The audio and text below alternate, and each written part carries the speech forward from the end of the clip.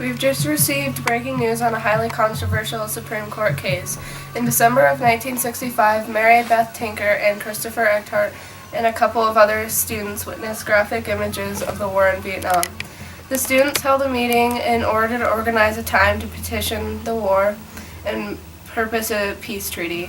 School's officials found out about the students' plan and threatened to punish anybody who was found wearing armbands on school grounds.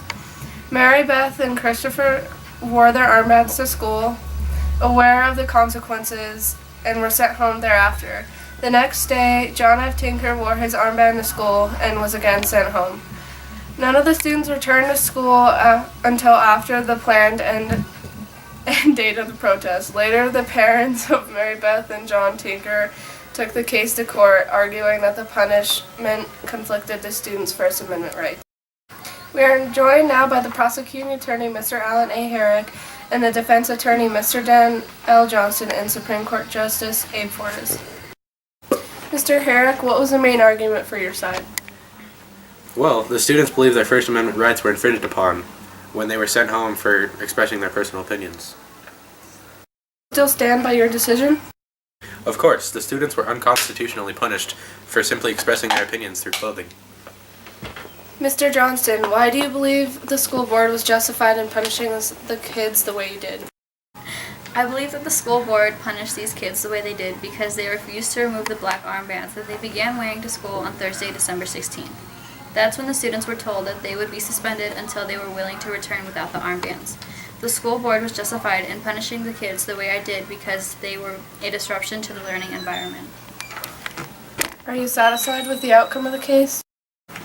No, I'm not satisfied with the outcome of this case because I tried my hardest to defend John F. Tinker, Christopher Eckhart, and Mary Beth because it was such a distraction to the teachers and students. It gives the students a false sense of authority in thinking they can dress however they want to. Mr. Fortas, do you believe the school was going overboard by believing the First Amendment rules didn't apply in school grounds? I do believe the school went overboard. It was absurd to believe that the Constitution didn't apply to students simply because they were on school grounds, and that school officials made the assumption that they had the right to overrule that. Why did you decide in a final decision of 7-2?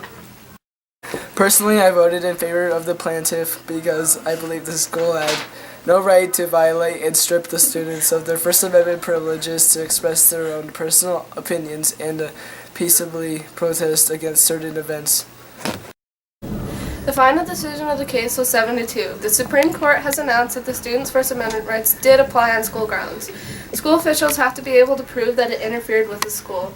Potter Stewart wrote that the students weren't allowed the full extent of the First Amendment rights, whilst Byron R. White wrote an opinion that majority's opinion relies on through communication through action. Hugh L. Black wrote a separate opinion that the First Amendment doesn't give opinion rights anytime. It was said that the students' armbands were a distraction of their work and the school officials carry out their work.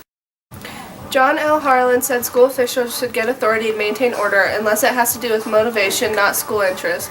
The court states accordingly, this case does not concern speech or action that intrudes upon the work of schools or the rights of other students. That's it.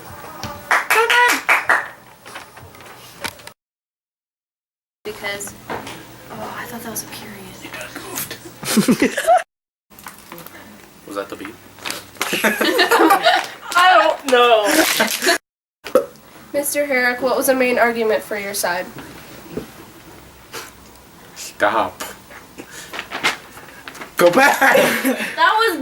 Mr. Herrick, what was the main argument for your side? I wasn't ready. No, I'm not satisfied with the outcome of this case because I tried my hardest to defend John F. Can we start that? Personally, I voted in favor of the plaintiff. Personally, I voted in favor of the plaintiff because I believe that the school had no right to violate the strip. It's strip.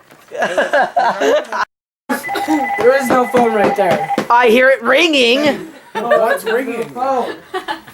Ow! This is It's from Cleveland. Okay, really? Answer it! Hi, Cleveland! The Supreme Court has announced that the students' First Amendment rights did apply on school grounds.